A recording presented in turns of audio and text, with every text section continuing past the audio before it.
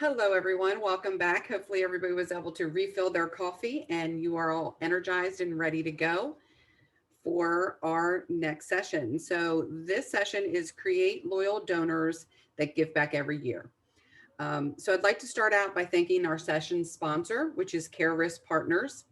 Care Risk is a specialty risk transfer care coordination company serving insurers, government entities, self insured plan sponsors, and other managed care organizations. With a foundation in behavioral health, Care Risk's end to end combined solutions include risk transfer and care coordination of delayed recovery and complex catastrophic cases and MBHO services. So it's my pleasure to introduce our session speaker, Sherry QuamTaylor. Sherry teaches nonprofit CEOs and their teams how to break free from traditional fundraising models and activities that limit growth and never secure enough money to fulfill their organization's mission. She helps teams become less dependent on program, government, and event gifts by helping them learn how to secure large investment level donations from individuals. The leaders she works with are high performing experts in their field, but desire an overall financing model that will truly scale their organization's impact, give them larger amount of unrestricted funding for overhead, and maximize every hour their teams spend on raising revenue. She helps them learn the exact steps to pivot into a mid and major level gift program that feels comfortable, empowers their advancement team, and fully funds their mission for the long haul. Sherry, thank you so much for being here with us today. Thanks for having me, Cheryl. I appreciate it. I enjoyed a sneak peek of Sheila's session right before this. Yes. And Sherry and I have actually worked together before. She's actually done a couple webinars for us, and we really always enjoy working with you, Sherry. So I'm going to let you take it away. Awesome. Thank you. Okay, I'm going to share my screen. If I can take take your share away from you, and we'll do that. Can you see that okay, Cheryl? Yes, perfect. Okay, let's roll here. Oh, and Linda. Hi, Linda. Hi, Sherry. Okay, here we go. So thanks for having me here on a Friday afternoon. So I got fresh water during the little break too. So we are talking today about creating donor loyalty. And I'm actually hoping this is a little bit of a twist on maybe what you thought we were talking about and how I've seen my students and clients really create long-term loyal relationships with donors. So we want to talk about especially that every year word right there, loyal donors every year, because we want your donors giving consistently to you every year. And so Cheryl just introduced me, but what I want you also to think about through this, or as we talk through this, is aligning a lot of these activities with your overall strategy in fundraising. And so I work a lot with people who are really trying to get on a different funding trajectory, shift out of some of those old school models and siloed approaches that honestly are keeping our organizations from growing. And so I'm going to talk fast and quick so that we can have some Q&A time. But I have the privilege of teaching organizations all over the country through one-on-one coaching as well as working with national organizations. Okay, so let's jump into the content. When I talk about loyal donors, immediately what came to mind for me is really those donors who want to give every year, right? And so we're obviously talking about donor retention today. And so for context, and where I'm coming from as I'm really coaching you today through this, is I help nonprofit leaders learn how to secure 50 to 75% of their funding of their annual revenue through their top 30 donors. So that's where I start. That's the filter I'm coming through, so that you can put that through your filters as well today. So of course I had to look up with the word loyalty. We all know what that means, right? But as we put it through that top level filter, and we really do know that, these are our donors who are faithful, right, to the commitment of supporting the organization. I love this phrase, devoted attachment, right? An obligation to support a cause, right? Unwavering devotion and allegiance. man, wouldn't we love to describe all of our donors that way? So loyal donors give their best gift, and they give that gift every year.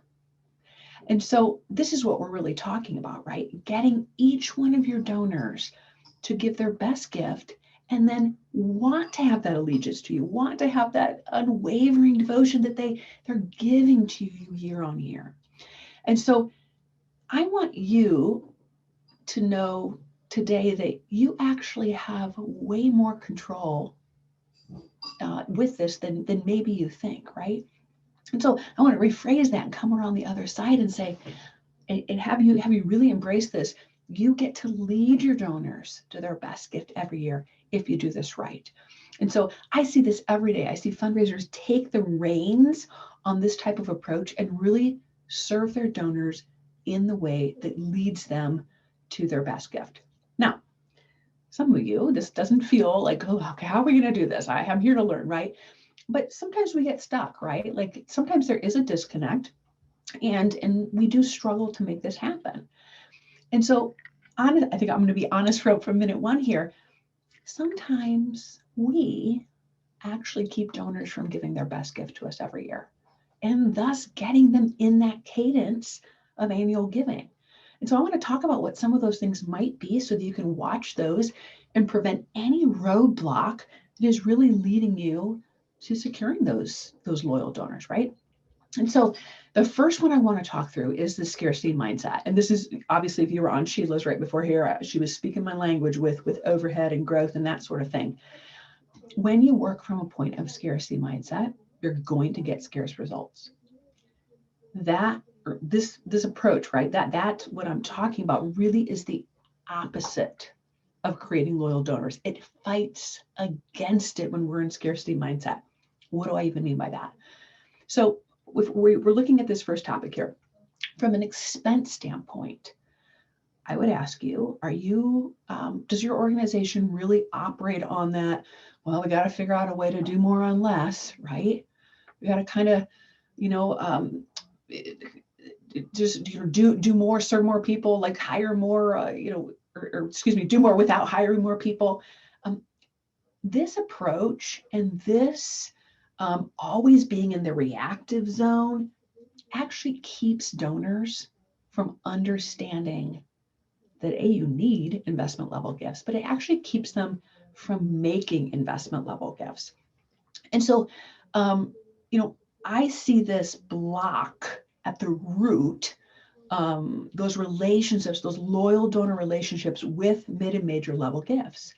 And so we have to think about, well, what attracts loyal investment level donors? That's what I call large donors. They are making a deep investment in your mission.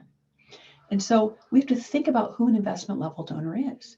These are entrepreneurs. These are leaders in your community. These are people running usually successful businesses, right?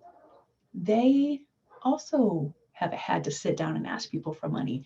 They have loyal investors probably in their businesses.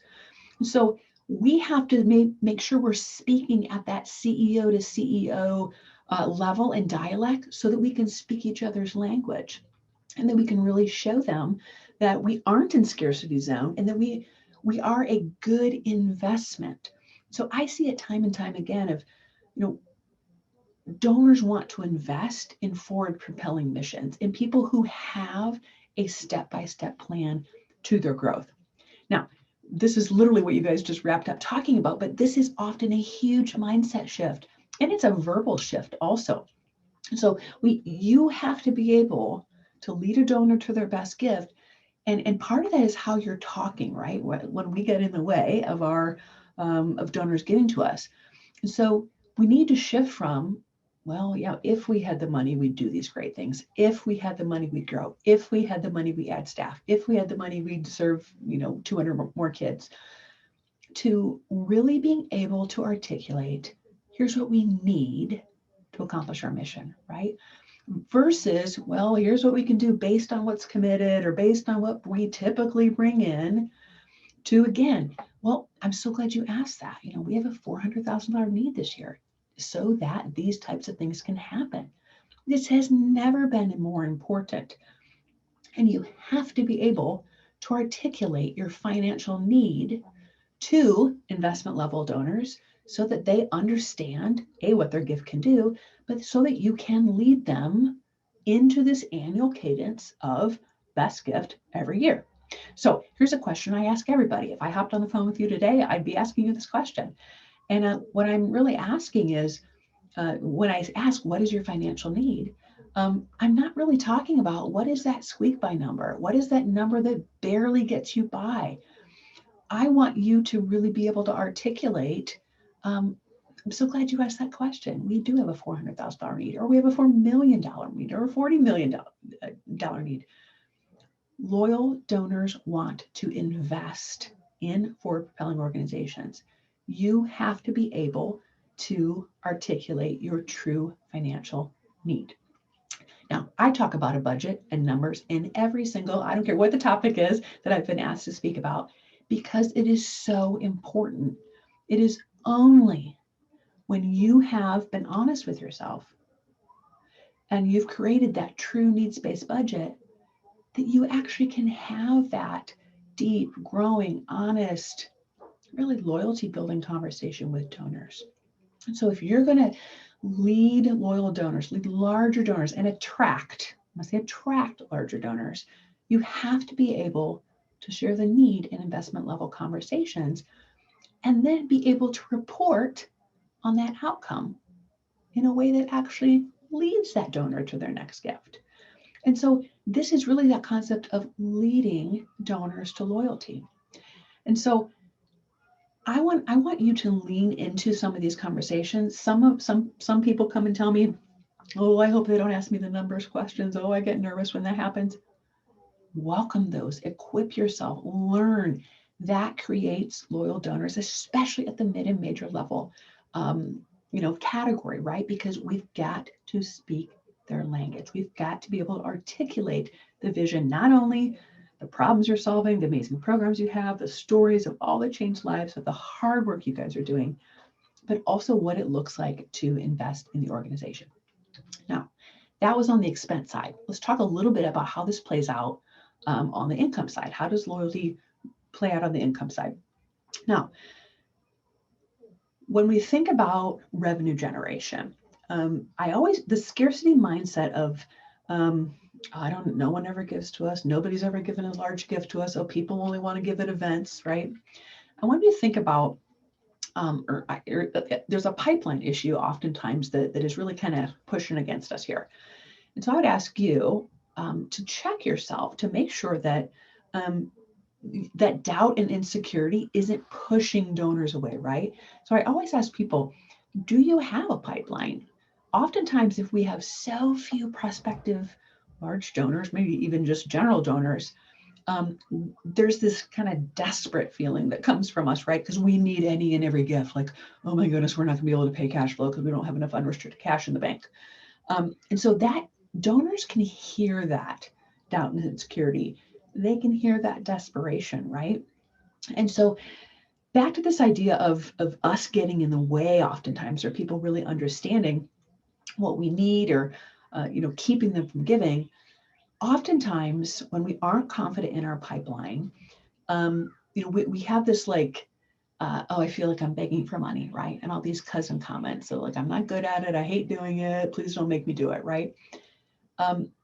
Sometimes when we are in our own heads and we're avoiding some of these conversations, that's actually keeping us from building confidence in our donors, or our donors from building confidence in us and really becoming loyal recurring givers.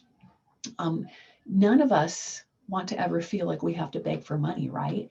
And so sometimes in our head, right, this is us standing in the way, it feels like, we're kind of the person begging and asking the donor for help, and that doesn't feel good, right? We really feel like that kind of lower on the totem pole. On the flip side of this, we don't want to be too pushy. Don't be too salesy, right? Like, don't be that person. We don't want to offend them. We don't want to be that like, like I need the money. None of us want to be that, right? This is where I get the used car salesman analogy, right? And so in that one, it's flipped, right? It's like the we don't want the fundraisers like, kind of the heavy-handed dominant personality there. Here's the thing I want you to hear. I want you to hear that you don't have to be either of those, right? You should be focusing on really being in that peer-to-peer relationship with people. You're on the same playing field. Approach the meeting like that, talk like that, engage like that. That creates loyalty where there's really a win-win, and there's like a mission-based win-win, right? And you both know that. And that only occurs, and that you can only really move into that natural comfort level when you are in deep relationship. And it's because you've taken the time to build the relationship, right? So you are such an important part of this path to loyalty. But oftentimes we're rushing to the gift. Got to get to that gift because we don't have enough in the pipeline. You got to be doing enough pipeline work so that you aren't in scarcity zone from an income standpoint. Now, the second topic I want to talk about here. So we got to push that scarcity mindset away, because that is not keeping or not attracting donors and not allowing us to grow loyal relationships. This is a really interesting concept. I could take a whole webinar to talk about. But one of the biggest culprits I see is what I call like not in the now. What do I mean by this? So sometimes when we as fundraisers, because lots of fundraisers I work with are experts at something else, right? You're subject matter experts.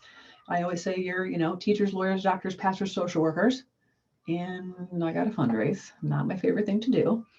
And so sometimes we struggle to stay confident, and we're worried we're not doing it right. We're worried like, oh, what are they going to ask? Or, oh, these people always say no. And so we're really struggling to quiet our mind when we're doing fundraising, right? Especially if we had to sit down with an individual and ask them for money, right?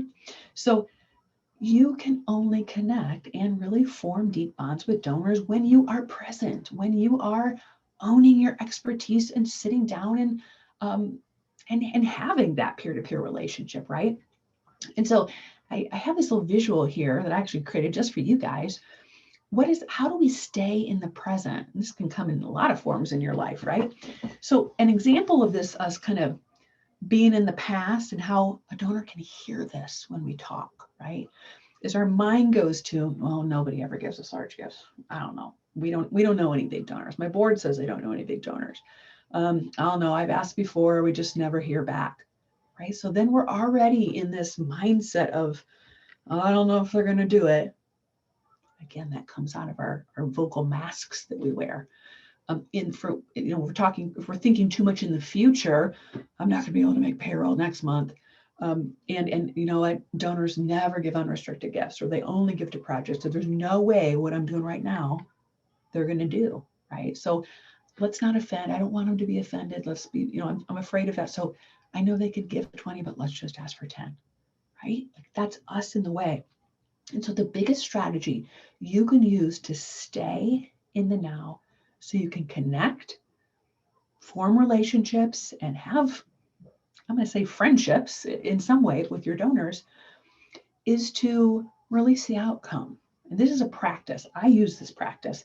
Release the outcome of the meeting, right? What I mean by that is your focus should be connecting and being yourself and not performing, and having just Sherry show up and not like some version of fundraiser Sherry that I need to be. Release the outcome, right? Our most loyal friendships are because we are ourselves. And I would say also from a fundraising perspective, your expertise is not in question. You need to understand, you need to articulate what your financial need is, stay in the present, and not let your fear of fundraising, or just misconceptions, or even if something has happened in the past or you're worried something might happen in the future, not let that dictate how that meeting goes. This is a practice. You have to use this muscle to stay in the now and not give meaning to things that have happened in the past and bring those into your donor meetings. This is a super powerful concept. that I learned a while ago.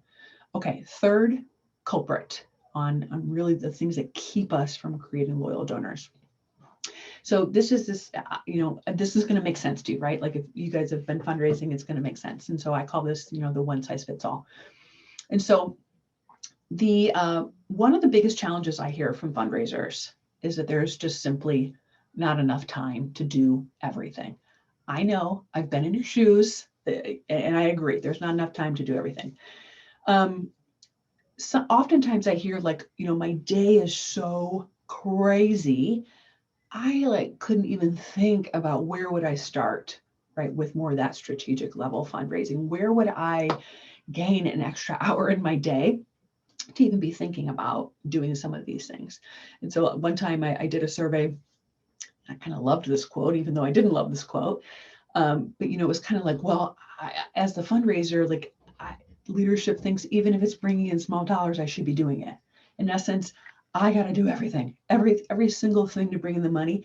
I need to be doing it, even if it yields $5, right? And so I want to say that your model, your fundraising model is key here. And maybe I'm giving a little plug, Cheryl, for our session coming up here about your funding model that we're going to be talking on the breakout. But because we're doing it all, there's no way you would be able to spend appropriate amounts of times with donors and to help them to give it the time, right? To really that yields loyal donors is what I'm trying to say. So we have to be honest with ourselves, and we have to look at our funding model, which again you'll hear me talk about. Your dollars have to be aligned with the time you're spending, right? Or we're going to stay on the spin cycle. We're going to stay in the silos.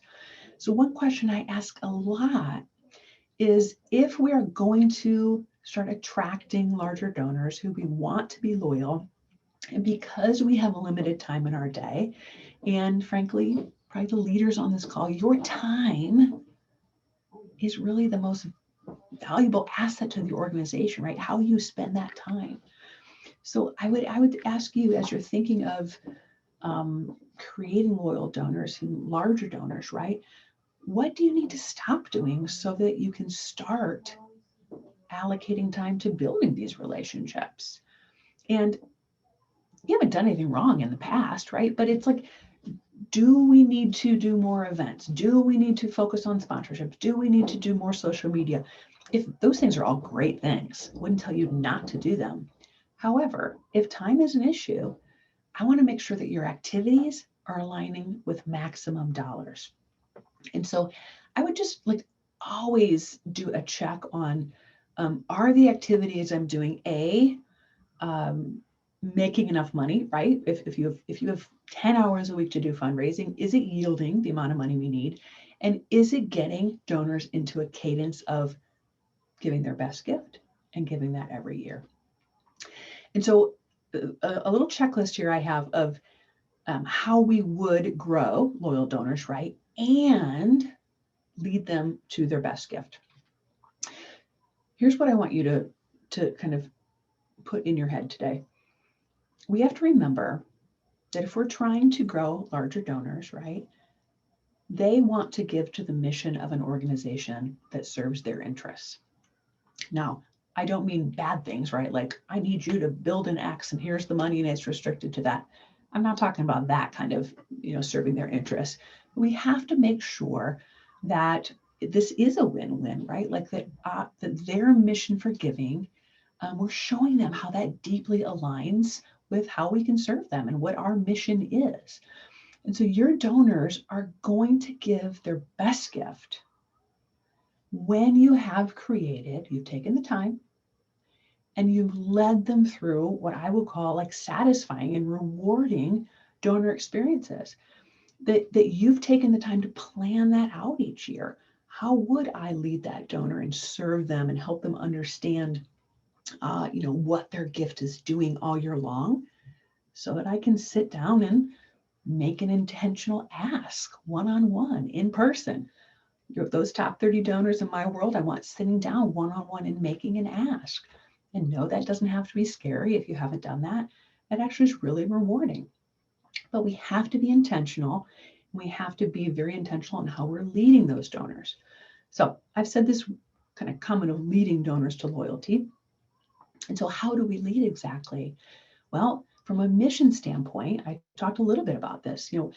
How do we make sure every engagement, every step that we're serving them or kind of leading them through actually supports their mission for giving, right? A kind of extreme example would be, a corporate donor. Yes, they're probably our mission aligned, but like their mission for giving is like, I need my logo on the back of your t-shirt. Or there's, maybe a PR opportunity, right? Opposite of that would be maybe a philanthropic couple who's really mission aligned with what you're doing. Maybe their life story is really in alignment with the mission of your organization, and maybe they're trying to really instill a legacy of I'll say donor loyalty, right? Or a legacy of giving, a legacy of generosity to their kids and grandkids. How we would lead and serve those two donors is very different. So the higher the donor, the more exclusive that donor journey needs to be, the more customized that donor journey needs to be if we're going to create loyal donors. Now, the other part of this is like physically leading, and I don't mean like dragging them by the arm in non-COVID times. But what I mean is really having that annual plan charted out for those top level donors.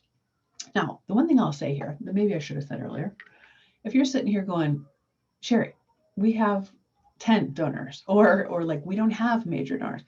You know what? For some people, $100,000 is a major gift. For the next group, $500 is a major gift. Same principles, right? Because those are your top of your pyramid donors that you're trying to grow, and you want to make sure, no matter what size, it's their best gift.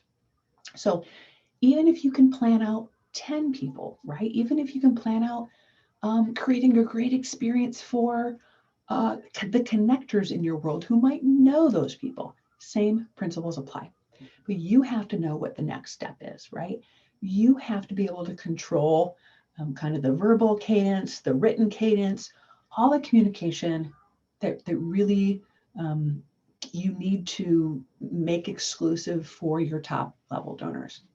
Now, I want to show a quick example, and just a couple minutes left here so we can get to Q&A. But what I want to show you is, our typical cadence that we think of when we're leading donors is like all the things, right? That's good. I'm again not telling you not to do this. But when we look at my pyramid of top 30 donors and wanting that to yield between 50 and 75% of your revenue, again, plug for the next session, that cadence that I just showed you is actually very specific for more of our lower level donors, important lower level donors. And that's fine. That's growing loyalty with them. That's great. But if we're trying to grow our larger gifts, right, our larger donors, we really have to ask ourselves, what does it take to attract these donors? Everybody asks me, how do I find these donors? We're like hunting for them, right? We have to attract them. And so to attract those loyal donors, that's what I'm talking about. That has to be customized and exclusive. And so if you think of the different cadence of those two, and it's like you just had a visual of the steps that you're leading your top level donors through, and well, their solicitation happens in November, and theirs happens in February, and theirs happens in June, and this person doesn't want to be talked to all year long, and this person requires 10 visits. This takes time, right?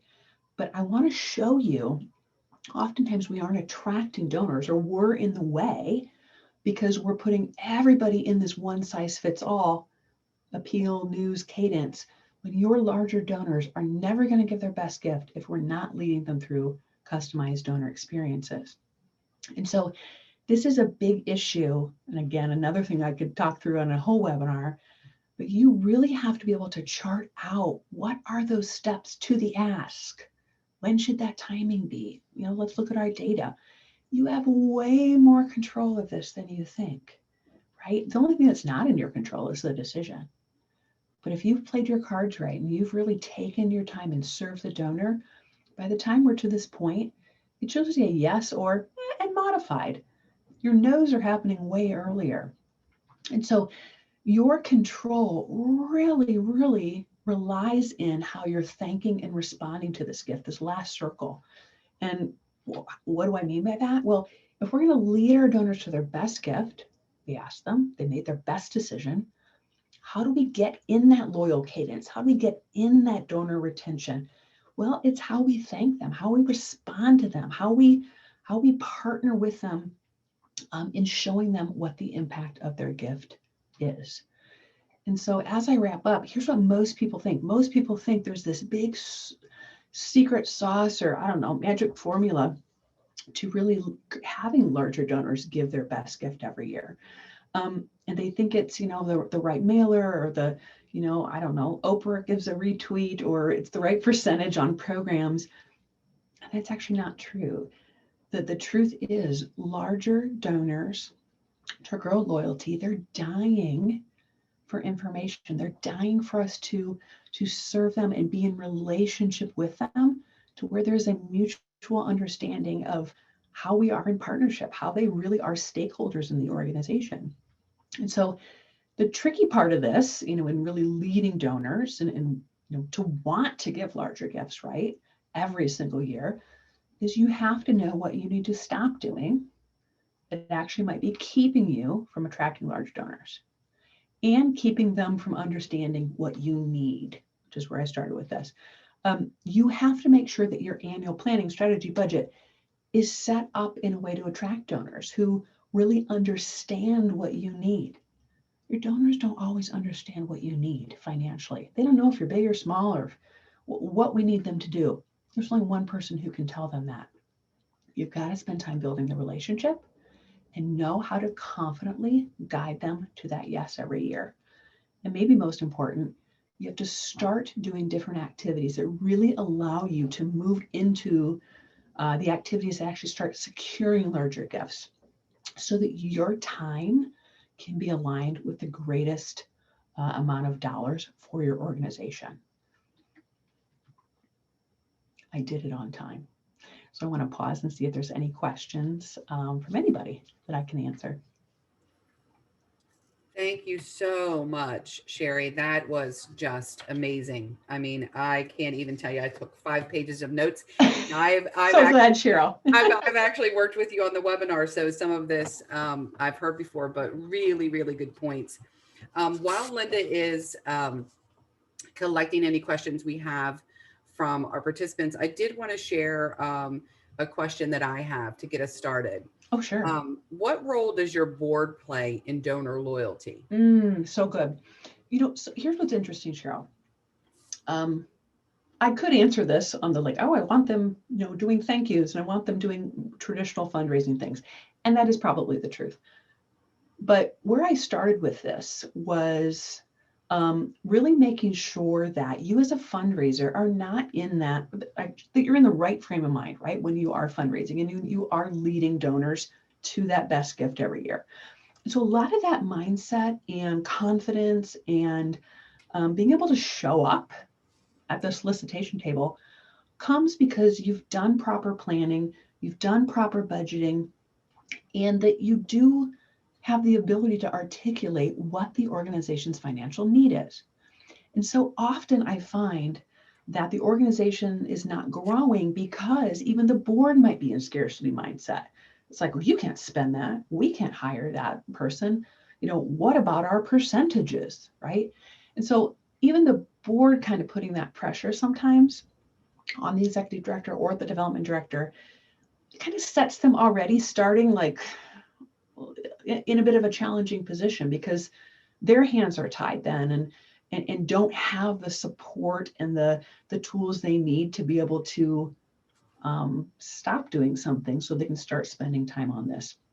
So I always tell people your revenue growth has way more to do with your leadership's comfort level with investing, budgeting, overhead, allocation, and spending money than anybody thinks. So I want your board to also understand this growth mindset and how not being in that actually keeps you from raising money. Awesome. Thank you so much. And Linda, I think, do we have any questions that you'd like to walk through from our Yeah, we have one more. And Sherry, you could stop your screen share so that then we can see you a little bit bigger. Happy to do that. Thank you. Awesome. There I am. There you are. So we have one more question. I'm sure there are other questions out there. They just haven't made it into the chat. Sure. So the other question we have here was how does your funding model work with your budget? That's huge. So what I want people to hear, or want to hear the answer is, you can't create your funding model unless you've really created your true financial need. And so oftentimes when I get a budget, which is always like meeting one, it'll say, I'll use round numbers for this so we don't have to do math. It'll say, well, our budget's $1 million. Great. And then I'll go up to the top and it says, well, and I don't know, we're going to bring in 737 and there's a red number at the bottom, right? So then we're kind of running our model that we're pointing at like already at a loss all year long. And so we have to be able to say, if $1 million is truly our need from an expense standpoint, how would we bring in the $1 million? How would we balance the budget, including reserve? Again, giving shout outs to Sheila with her previous presentation, including the reserve.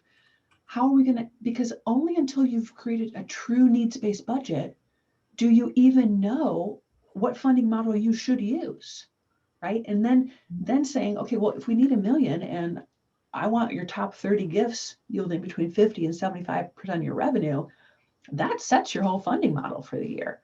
So I don't want all of those to be application based. I want those to be rooted in single source decision makers, people you can pick up the phone and say, hey, Sarah, can we talk? Right? So you have access to those people. So one doesn't work without the other. And we can't create one without not having a realistic needs-based budget in place. Right. Thank you. Yeah. Are there any other questions out there? You can either put something in the chat or you can take yourself off mute and ask it directly. Thanks for all the nice words on here. Yeah, this was really, really good. I wrote down a lot of key points that I will be definitely reviewing with my states. Good. Yes, awesome. I'm just going to give it just a couple more minutes if anybody wants to unmute themselves and ask a question. Before we move into the final session of the conference, I want to remind everyone to stick around for the very end. We have a little closing celebration. It'll be about 2 videos, about 5 minutes each for each video, and you're not going to want to miss that.